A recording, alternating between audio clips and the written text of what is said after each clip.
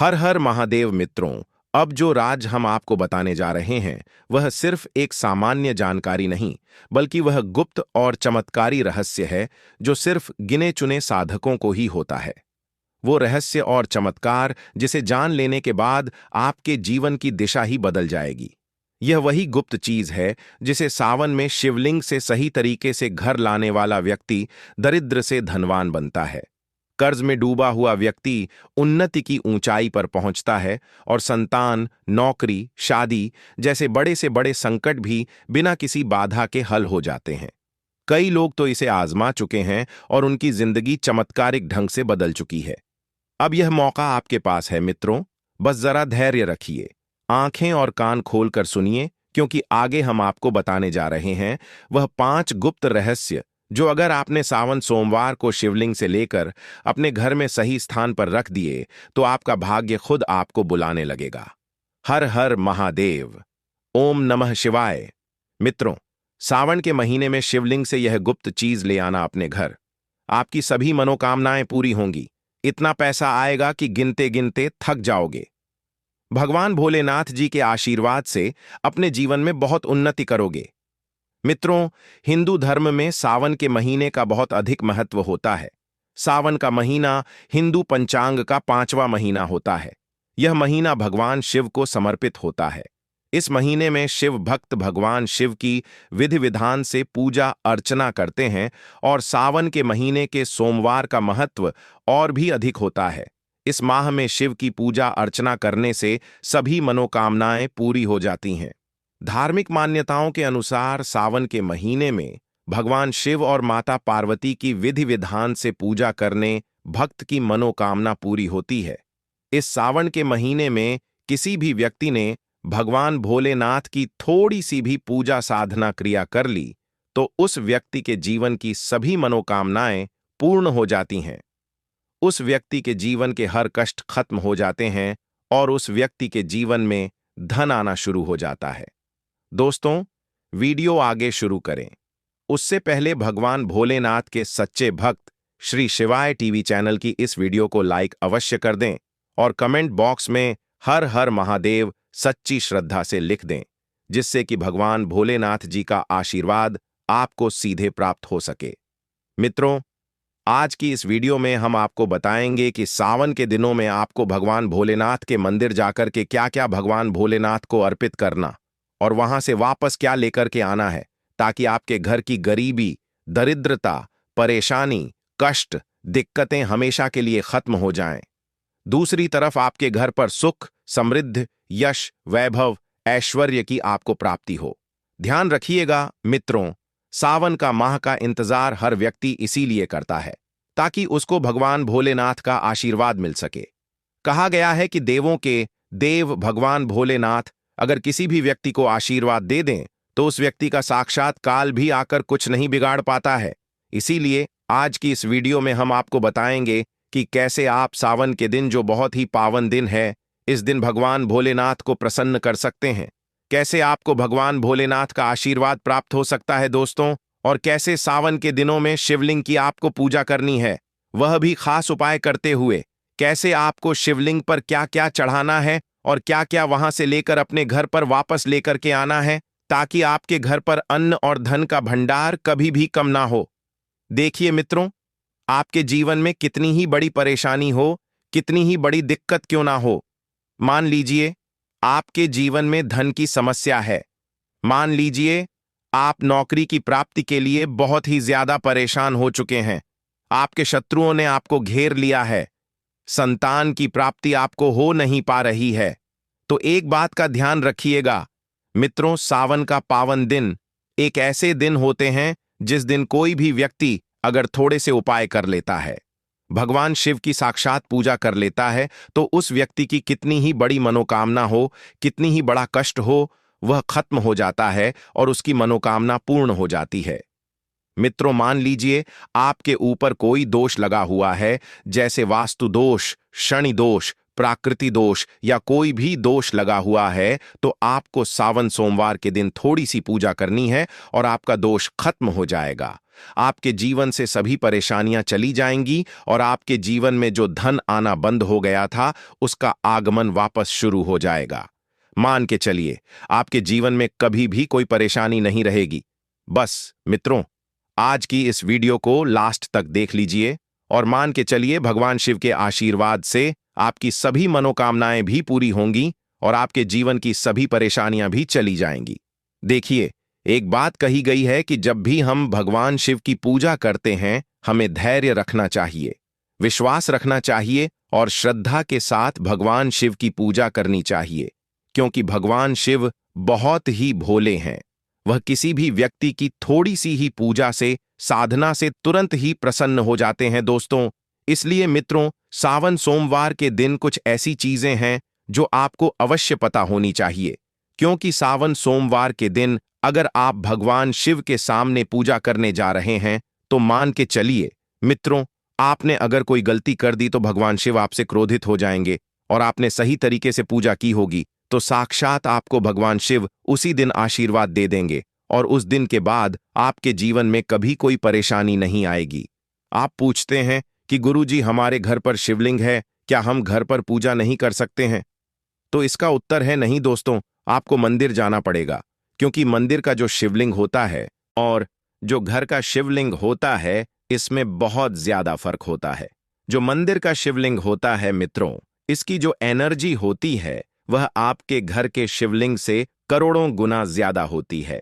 इसमें ऐसी सकारात्मक ऊर्जा होती है जिसके सामने अगर आप थोड़ी सी पूजा करते हैं तो तुरंत ही उसका फल आपको मिलता है और आपके जीवन की हर परेशानी चली जाती है।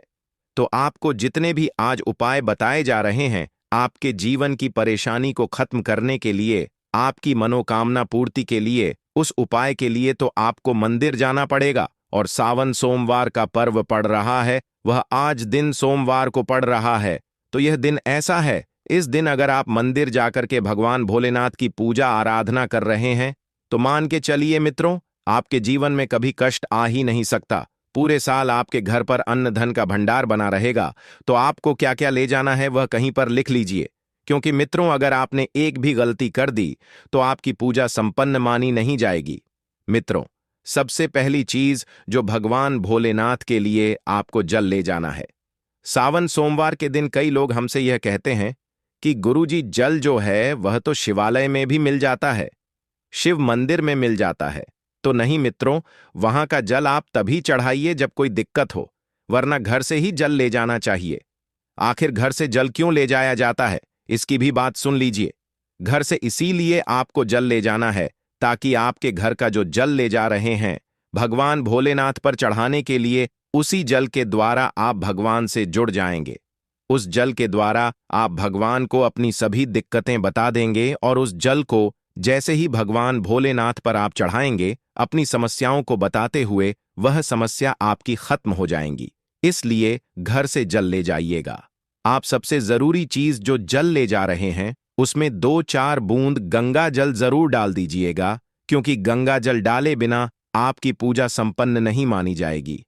महाशिवरात्रि के दिन तो आपको जल ले जाना है, उसमें गंगा जल डाल के दूसरा आपको 3 पत्ते वाला बेलपत्र ले जाना है।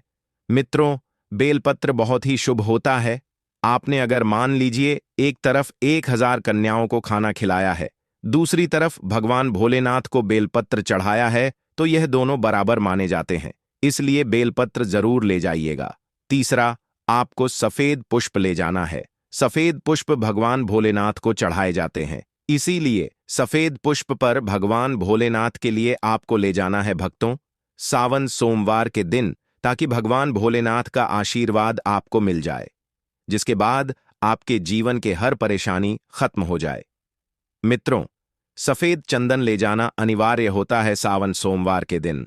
और ध्यान रखिएगा मित्रों कि भगवान भोलेनाथ को अगर आप दूध अर्पित करने जा रहे हैं तो एकदम कच्चा दूध होना चाहिए, पका हुआ दूध नहीं होना चाहिए, कच्चा दूध होना चाहिए। अब आपको और क्या क्या ले जाना है, देखिए। अगर आप चाहते हैं कि आपकी हर मनोकामना पूरी हो तो एक डिब्बा लीजिए, उसमें काली मिर्च भरकर ले जाइए। देखिए, बहुत ध्यान से सुनिए जितनी आपको बातें बता रहे हैं।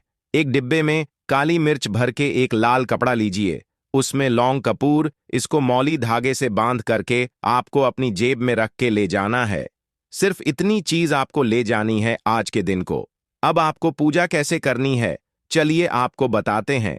बहुत ध्यान से लास्ट तक देखिएगा और जितनी भी चीज आपको बताई जा रही हैं, इन चीजों को आपको ले जाना है और शिवालय से वापस लेकर आना है अपने घर पर, ताकि आपको धन की प्राप्ति हो सके, आपकी कोई भी मनोकामना हो वह पूर्ण हो जाए। दोस्तों, आप पहले जाएंगे मंदिर।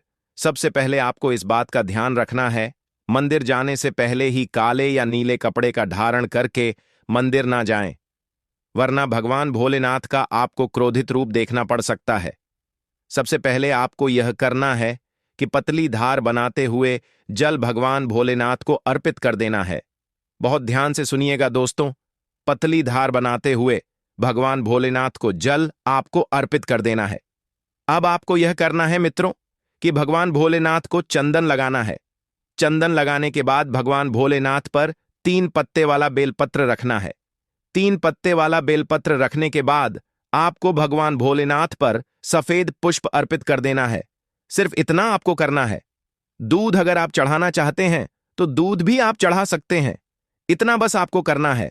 इतना करने के बाद आपको वहां पर खड़े होकर 108 बार, बहुत ध्यान से सुनिएगा, 108 बार आपको ओम नमः शिवाय का जाप करना है।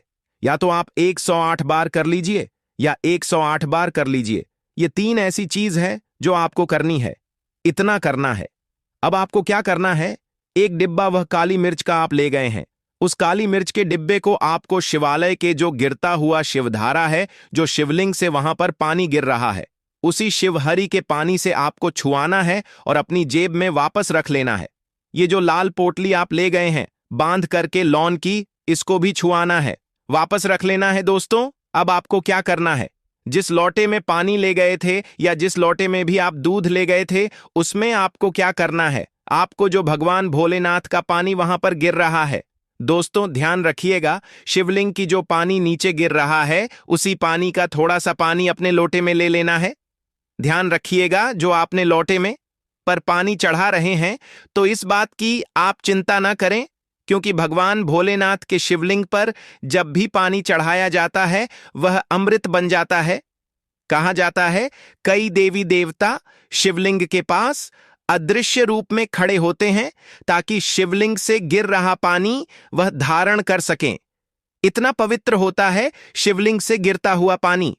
तो शिवलिंग से गिरता हुआ पानी को आपको अपने लोटे में ले लेना है, सिर्फ थोड़ी सी बूंदें ले लेनी है। अब आपको क्या करना है दोस्तों, आपको घर वापस आना है। जो आपने लोटे में पानी लिया है दोस्तों, इसको घर पर आते ही घर के लोग जो हैं आपके, उनके ऊपर थोड़ा थोड़ा पानी छिड़क देना है। घर के हर कोने में पानी छिड़क देना है, घर के मुख्य द्वार पर पानी छिड़क देना।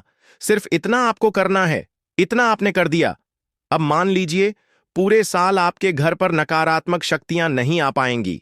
आपके घर पर कोई काला जादू, काली विद्या करवाने की कोशिश करेगा तो वह आपके घर पर नहीं कर पाएंगे। इससे आपके घर से नकारात्मक शक्तियां चली जाएंगी और सकारात्मक ऊर्जा आ जाएगी। ये जो आप काली मिर्च का भगवान भोलेनाथ जी के शिवलिंग से छुआ कर लाए हैं, इसको पूजा घर में रखें।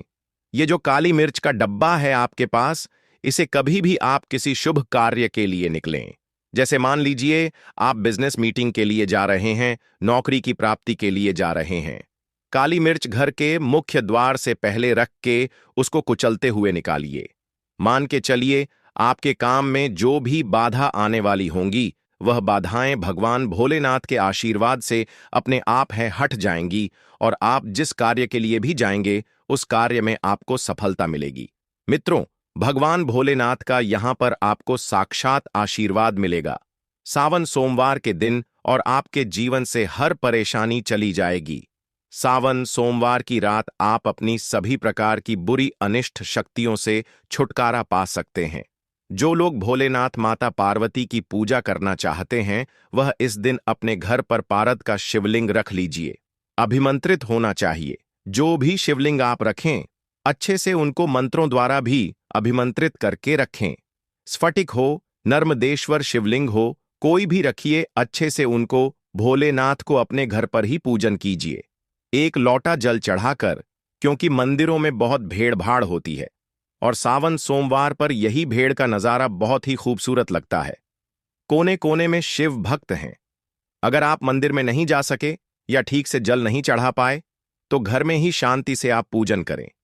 गन्ने का रस हुआ, पंचामृत हुआ, इससे आप इस दिन भोलेनाथ का अभिषेक कीजिए। दूध, दही, घी, शहद, शक्कर, पंचामृत बना करके अभिषेक कीजिए। मित्रों, फिर भोलेनाथ का श्रृंगार कीजिए। चंदन चढ़ाई, अक्षत चढ़ाई, जनेऊ अर्पित कीजिए। थोड़ा सा चंदन का इत्र, क्योंकि चंदन का इत्र विशेष रूप से शिव शंभू को बहुत प्रिय है, तो वह आप अर्पित कीजिए। उनके पसंदीदा पुष्प चढ़ाएं। आंकड़े की माला से उनका श्रृंगार कीजिए। मित्रों, कनेर के सफेद पुष्प चढ़ाएं। कमल हुए, गुलाब हुए, बेल हुए, यह फूल उनको बहुत प्रिय हैं। यह अर्पित करें और 5 बेलपत्र अवश्य चढ़ाएं। आप इस दिन चाहें तो यह जो आपके पास बेलपत्र है उसी पर आप श्री श्री लिख के या ओम नमः शिवाय या राम राम लिख करके अर्पित कीजिए। जो चिकना भाग होता है उस पर लिखिए और यह सीधा शिवलिंग पर अर्पित हो। इस प्रकार से आपको बेलपत्र चढ़ाने चाहिए। मित्रों, आप विशेषकर इस बात का ध्यान रखें कि कटे फटे बेलपत्र ना हो। जो व्यक्ति अधूरी चीज भगवान को अर्पित करता है तो उसे भी कटे फटे पत्तों की तरह ही कटा फटा फल ही प्राप्त होता है। इसीलिए कभी भी अपूर्ण सामग्री अर्पित ना करें। मित्रों, कहते हैं कि जब भोलेनाथ ने गले में विष धारण किया था तो आदिशक्ति मां के कहने पर देवताओं ने भगवान शिव के सिर पर भांग, धतूरा, बेलपत्र आदि रखा और निरंतर जल अभिषेक किया था, जिसकी वजह से उनके मस्तिष्क का ताप कम हुआ था।